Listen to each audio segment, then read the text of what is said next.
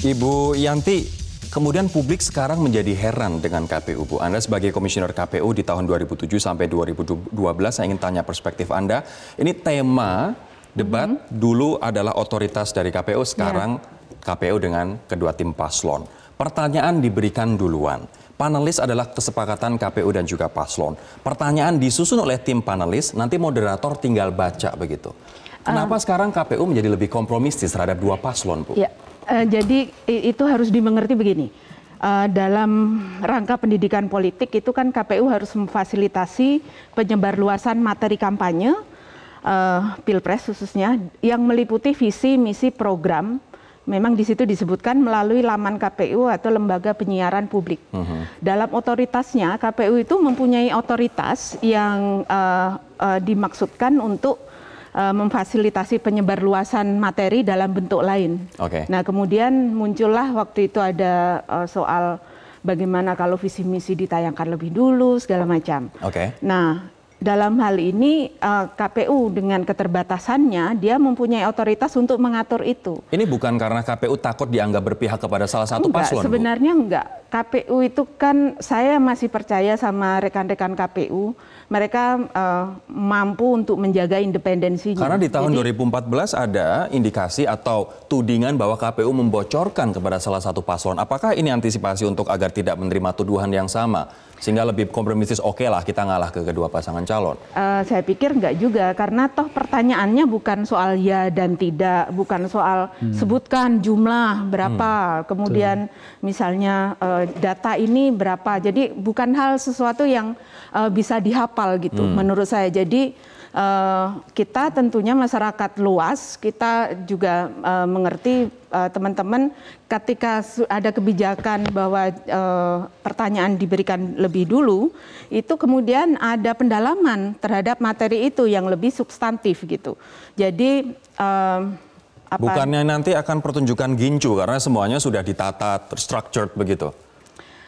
Saya yakin bahwa rekan-rekan KPU dan tim panelis bisa meramu pertanyaan sedemikian rupa sehingga yang muncul bukan pertanyaan yang sifatnya choices, multiple choice gitu, kayak waktu kita sekolah gitu.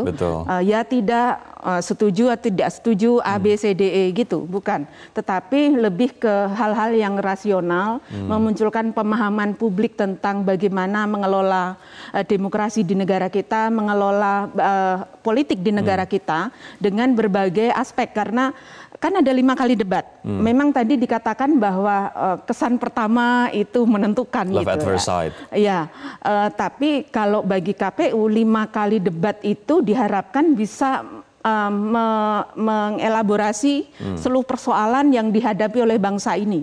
Jadi makanya tema debat pertama sampai debat kelima kan beda-beda. Gitu. Saya coba akan konfirmasi ke Mas Kunto. Mas Kunto, melihat KPU yang lebih kompromistis terhadap dua pasangan calon, ini akan lebih menarik bagi publik atau tidak, Mas? Atau ini hanya akan menjadi gincu begitu dikarenakan semuanya sudah terstruktur dan juga tertata dari awal? Itu yang saya takutkan sebenarnya. Saya sangat takut bahwa akomodatifnya KPU ini membuat esensi debat bahwa pemilih bisa menilai langsung, mengevaluasi langsung kandidat secara candid gitu ya. Tidak pura-pura, tidak diedit gitu. Itu jadi berkurang karena KPU sudah membuat skenario, sudah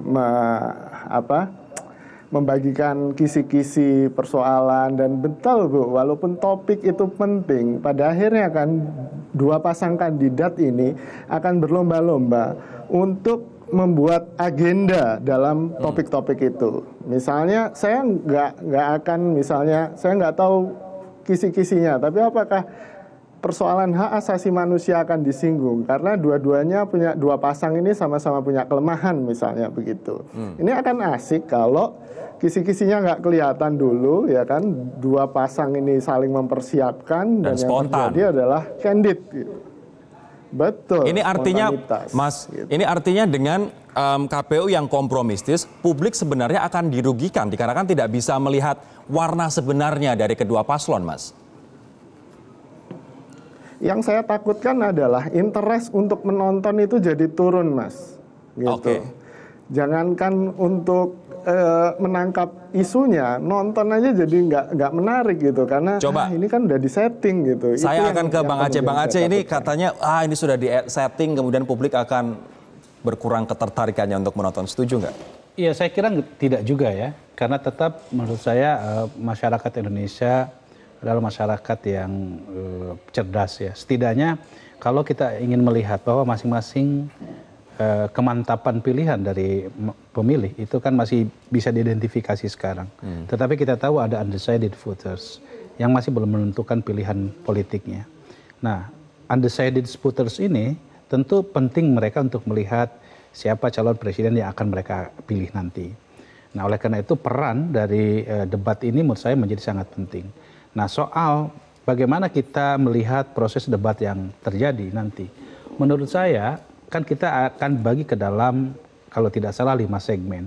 Segmen yang pertama adalah tentang pemaparan visi dan misi terkait dengan materi yang di debat yang menjadi tema pada kesempatan debat itu. Yang kedua dan yang ketiga adalah soal tanya jawab dari para panelis yang ditanyakan oleh moderator itu. Nah, yang justru yang menarik adalah pada saat tanya jawab antara calon capres dengan cawapres terhadap masing-masing pasangan calon. Justru disitulah inilah yang akan menjadi orisinalitas dari sejauh mana spontanitas mereka akan muncul di sini. Akan muncul menurut saya di situ terhadap penguasaan isu yang nanti akan didebatkan. Di situ akan terlihat. Mas Kunto, ini artinya publik tidak ada khawatir loh, dikarenakan ada segmen khusus di mana mereka akan saling bertanya para paslon ini, Mas.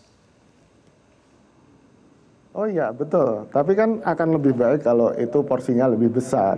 Bahwa yang candid itu lebih banyak gitu loh, Mas, menurut saya. Jadi kalau memang betul KPU sudah berusaha semaksimal mungkin dan ini saya apresiasi.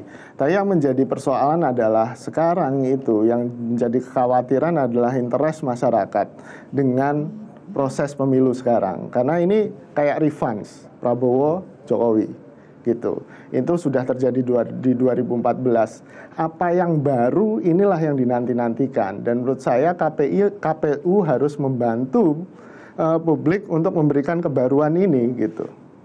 Apakah ada pertanyaan yang seharusnya ditanyakan namun tidak ditanyakan? Soal pelanggaran HAM atau pengusutan kasus HAM misalnya, Bang Aceh? Iya, menurut saya itu bisa jadi akan menjadi bahan pertanyaan. Tetapi harus kita lihat juga sebetulnya begini ya. Pertama kali yang harus dilihat dari pasangan capres-cawapres itu adalah soal apa yang mereka pikirkan ke depan yang terumuskan di dalam visi misinya. Itu pertama kali. Karena disitulah yang bisa ditagih. Oke. Ya. Yang kedua, lalu lontaran formalitas dalam bentuk verbal itu bisa terlihat juga nanti dalam debat itu. Sejauh mana seseorang memiliki penguasaan terhadap materi dan mimpi yang akan dilaksanakan selama 5 tahun yang akan datang. Ini artinya tidak asal bunyi tapi semuanya terukur dan juga achievable. Tentu. Itu kan semua bisa tergambar dari itu semua. Bukan hanya misalkan saya ingin Indonesia ini maju. Caranya maju itu gimana? Oke. Baik. Saya ingin bahwa misalnya pemenuhan terhadap hak asasi manusia. Kalau itu misalnya sifatnya verbal saja, tidak terkonseptualisasi dalam visi misi, apa yang bisa dipegang dari omongan tersebut? Baik. Gitu. Nanti saya akan tanyakan kepada Ibu Yanti, Bu, terkait dengan KPU yang lebih kompromistis, apakah kemudian ini berarti format debat kita akan mengarah ke yang lebih baik atau justru ini merupakan suatu kemunduran bagi publik yang seharusnya menjadi pihak yang menikmati dalam tanda kutip debat tersebut. Kami akan membahasnya sesaat lagi. Ibu Yanti, kemudian publik sekarang menjadi heran dengan KPU, Bu. Anda sebagai komisioner KPU di tahun 2007 sampai 2012, saya ingin tanya perspektif Anda. Ini tema debat dulu adalah otoritas dari KPU, sekarang KPU dengan kedua tim paslon. Pertanyaan diberikan duluan. Panelis adalah kesepakatan KPU dan juga paslon. Pertanyaan disusun oleh tim panelis, nanti moderator tinggal baca begitu. Kenapa sekarang KPU menjadi lebih kompromistis terhadap dua paslon, Bu? Ya. Jadi itu harus dimengerti begini, dalam rangka pendidikan politik itu kan KPU harus memfasilitasi penyebarluasan materi kampanye, Pilpres khususnya, yang meliputi visi, misi, program. Memang di situ disebutkan melalui laman KPU atau lembaga penyiaran publik